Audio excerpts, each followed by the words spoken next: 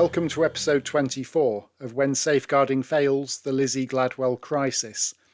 I'm Jeremy Gladwell, Lizzie's dad, and I'm telling the heartbreaking true story of how our daughter, a vulnerable young person, was taken, isolated and subjected to coercive control, and how she was cast adrift by the agencies tasked with safeguarding.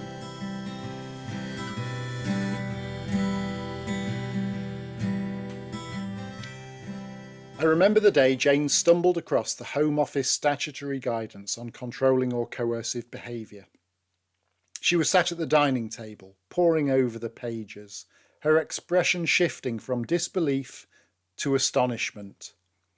Every so often she would exclaim, "Jeremy, listen to this," and read a passage aloud.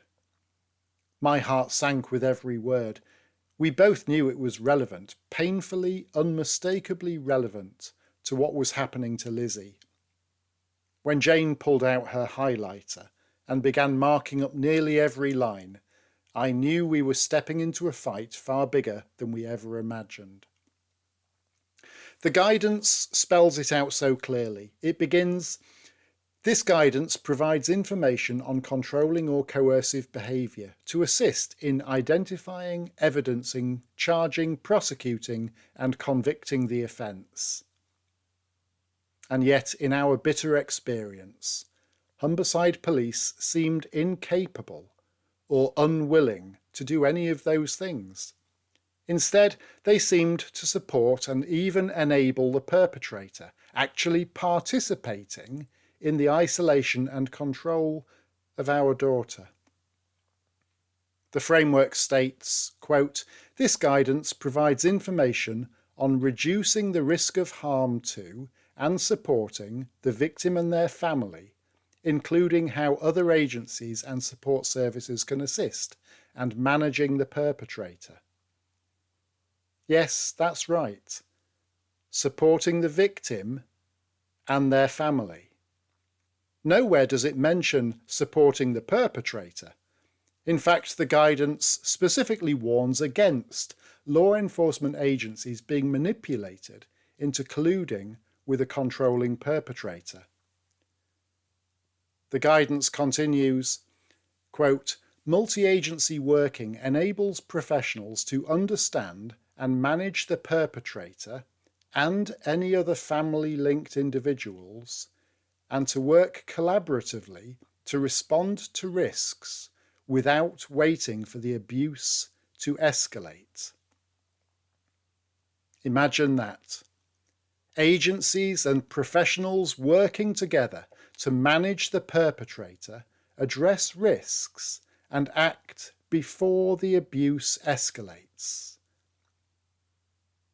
The statutory guidance outlines the need for collaborative partnerships, united efforts, taking decisive action against the perpetrator's coercive and controlling behaviour to protect the victim and reduce harm. What we read was a clear and sensible approach. In fact, it seemed like common sense. Why wouldn't any professional agency be doing this? Why? The document is unequivocal when it comes to the risks associated with inaction. Quote, "Controlling or coercive behaviour is a high-risk factor for future violence towards the victim and a known risk factor in domestic homicides and suicides." It goes on to emphasise, quote, "The 2021-22 Domestic Homicide Project's review of domestic homicides and victim suicides found that controlling or coercive behaviour was one of the 5 most prevalent risk factors." And yet, despite this crystal clear warning, Focus Adult Social Care and Humberside Police appeared steadfast in their decision to leave Lizzie under the perpetrator's control and exploitation. Why?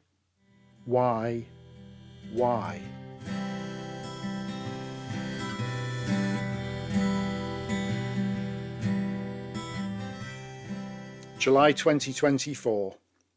1 year after Lizzie's removal. 1 whole year. Neither Jane nor I had sight of Lizzie's Facebook feed. Blocked. But through updates from concerned friends, we learned about some of her posts. Lizzie posted a video entitled "Signs of Depression in Women." Those signs including eating too much or not at all, withdrawing from friends, struggling to sleep, memory problems.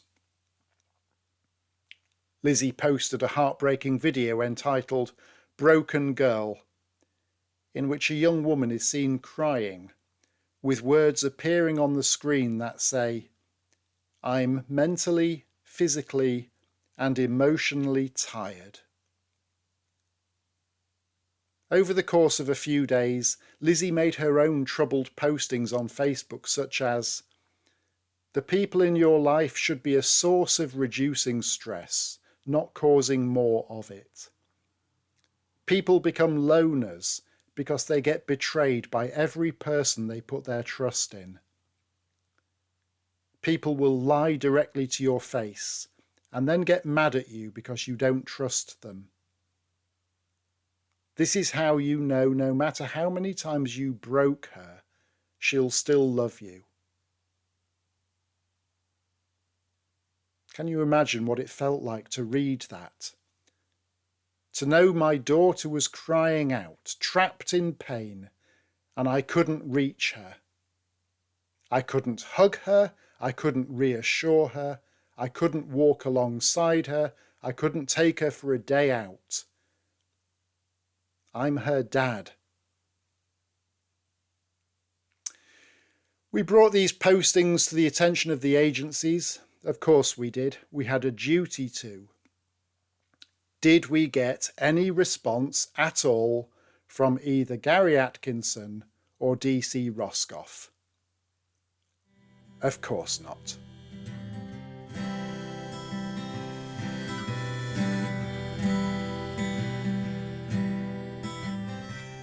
Lizzie's godmother, ever compassionate, reached out to Lizzie on WhatsApp after seeing the Broken Girl video, concerned about Lizzie's expressions of distress. They exchanged the following messages. Godmother, in response to this Broken Girl video, I am always here if you need me. Lizzie, thanks. Godmother, when do you break up from college? Lizzie, in a few weeks. Godmother, kids break up on the 19th. Wondered if we could sort a birthday brunch together. Lizzie, sure. Godmother, what days are best for you? Lizzie, not sure yet. Godmother, OK, we'll message you to firm up plans in a week or so. Have you plans for your birthday? Lizzie, I'm going out. Godmother, ooh, nice. Where? Is it just you and Lewis, friends or whole family? Lizzie, whole family.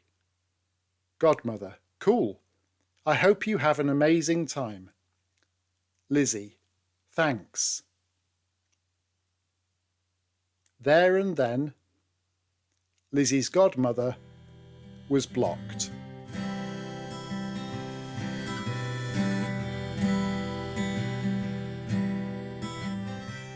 Another lifeline severed, another person pushed into the shadows.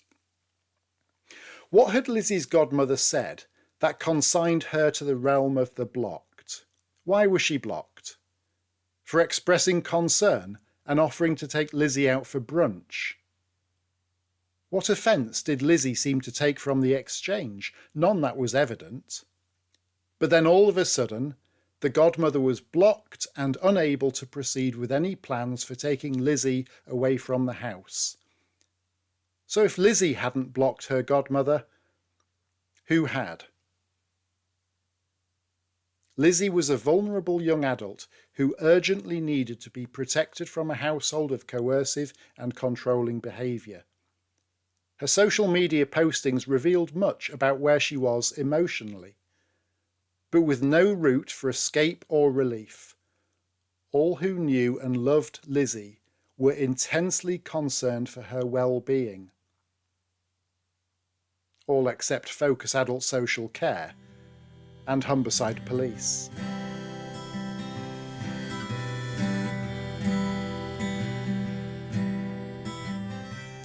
For me, this was the final straw. We had hoped that the statutory agencies were working together to support Lizzie, protect her from harm, and manage the perpetrator.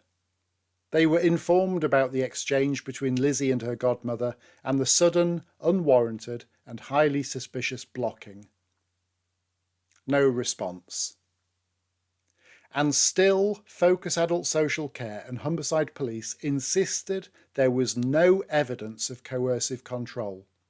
No evidence. How could they deny what was staring them in the face? I had sent them evidence. I had told them evidence. I had played recordings of evidence. It made no difference. Can you imagine how frustrating, maddening, and infuriating it was? I was wasting my breath. Here I was, trying to rescue my precious daughter from evident coercive control, manipulation, and exploitation. Lizzie's posts revealing a crumbling emotional state.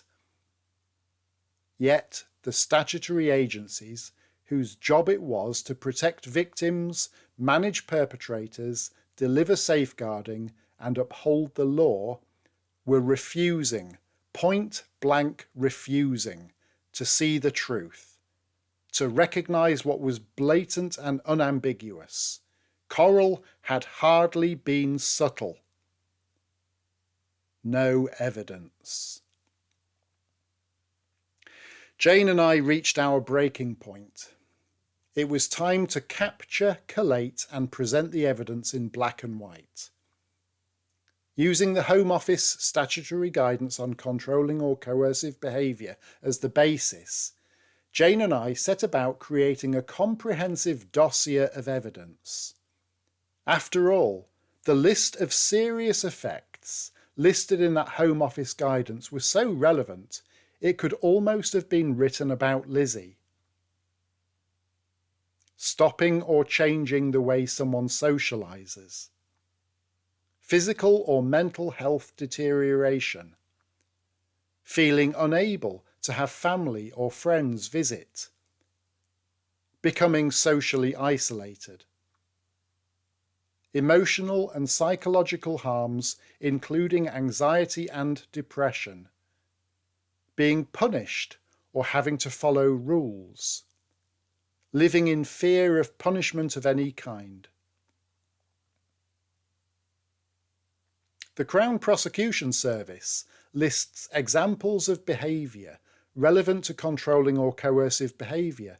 The first example given by the CPS is isolating a person from their friends and family. Jane and I had not seen our daughter for 7 months.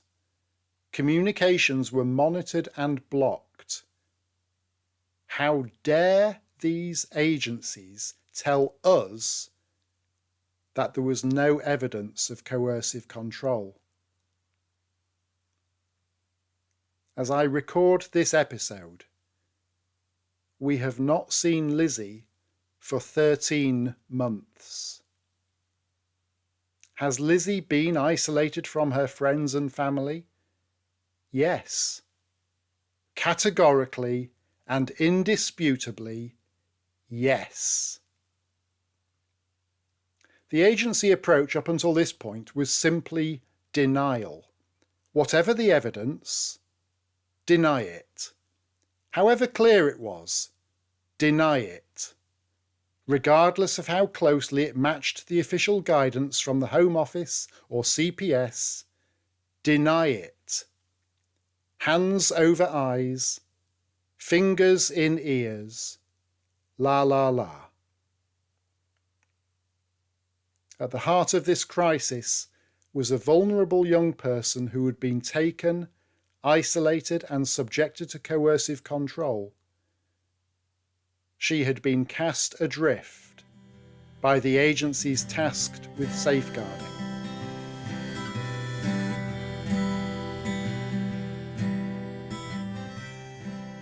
Jane and I reviewed every text, screenshot, recording, transcript, journal entry and formal document, including Lizzie's EHCP report and her official FASD diagnosis. We compiled everything we had, creating a month-by-month factual log of behaviours and conversations that revealed offending traits. There could be no denying it. We were using official guidelines on what constituted evidence.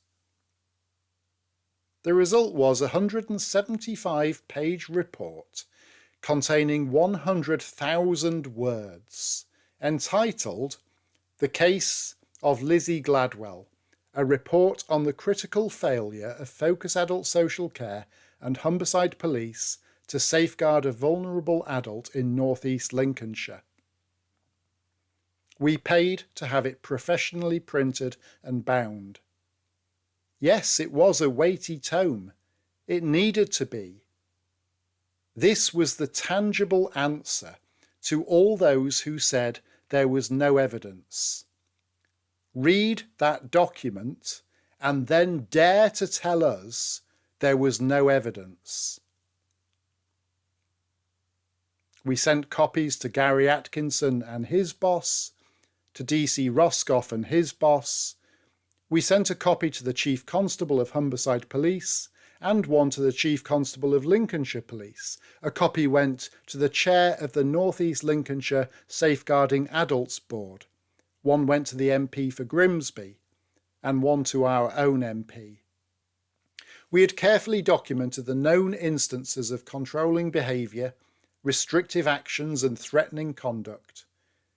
We highlighted the serious effects on the victim, that is Lizzie, as per the requirements of the statutory guidance.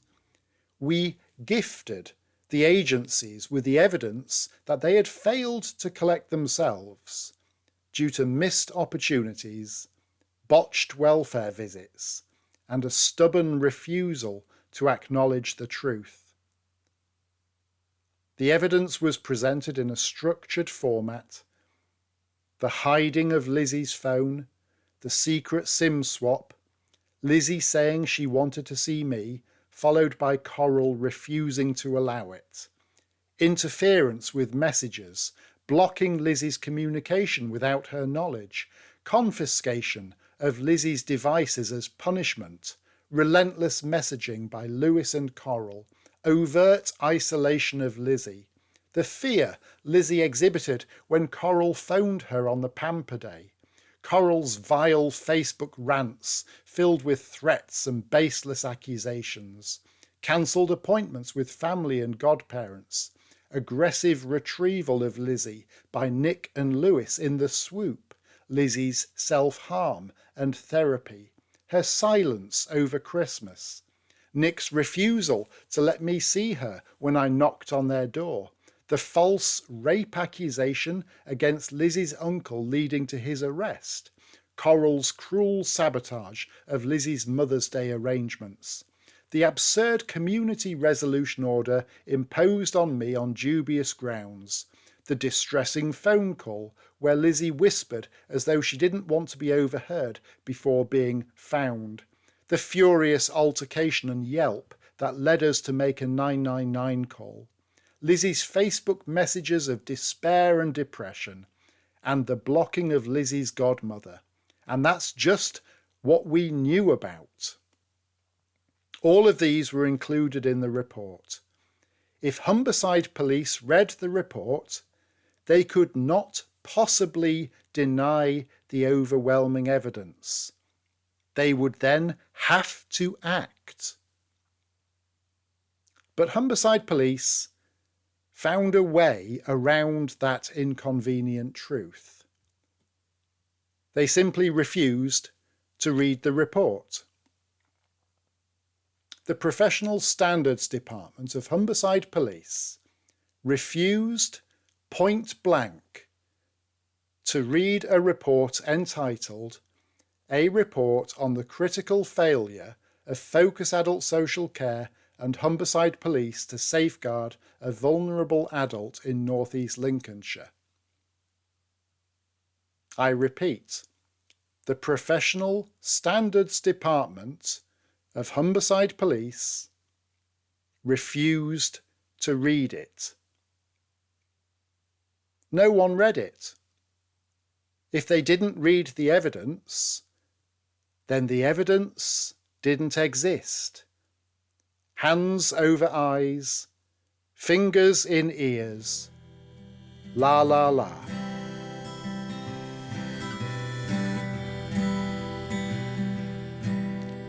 Saturday, 20th of July 2024.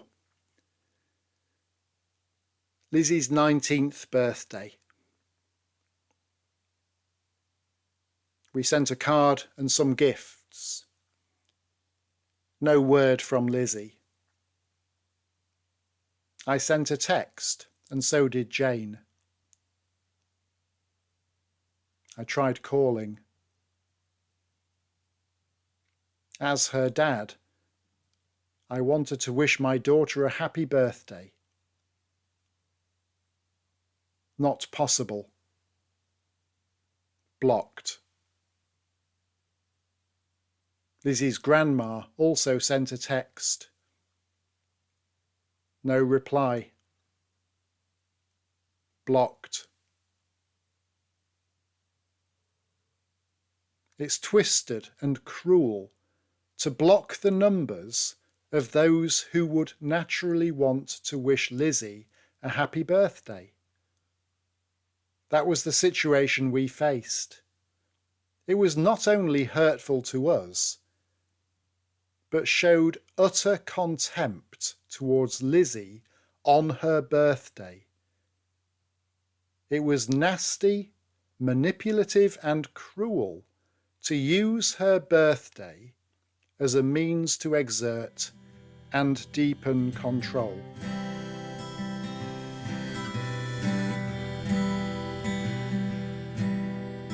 Sunday, 21st of July 2024.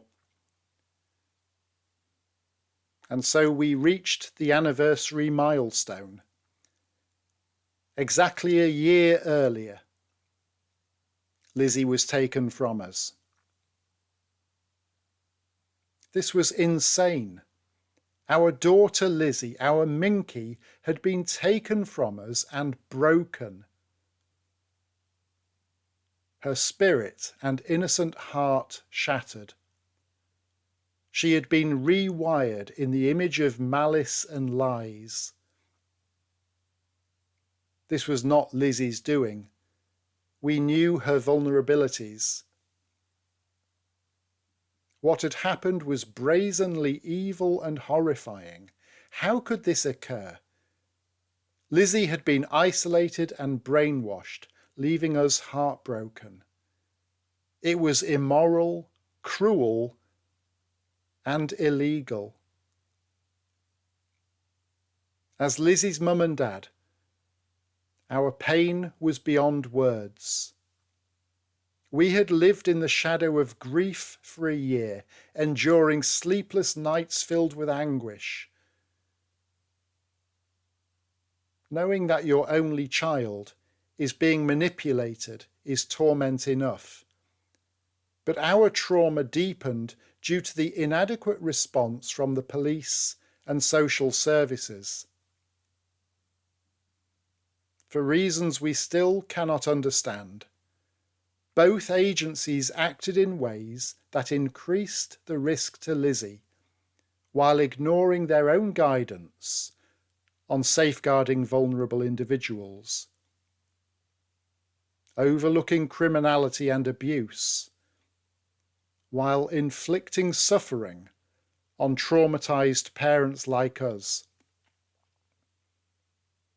They called the situation difficult. They called it complex. But I call it what it was. Victim blaming, grooming, coercive control. And the agencies did nothing. But we couldn't give up. For Lizzie. For other families who might face this nightmare, other parents of vulnerable young people with special needs. We vowed to expose this failure, to demand accountability from the agencies that had abandoned Lizzie. They had ignored their own guidance, ignored the evidence, ignored us. But we would not be silenced. We would fight until Lizzie was safe, until justice was served, even if it broke us. This is our story. This is Lizzie's story. And it is far from over.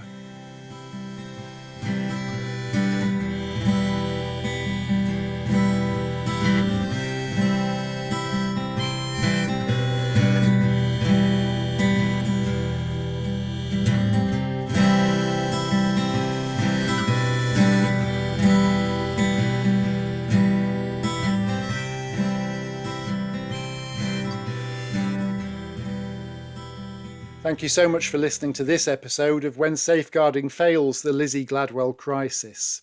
If you found it moving or helpful, or if you think our story could help others, then please like, share, or simply tell others about it. Thank you again. And join me next week for the final episode.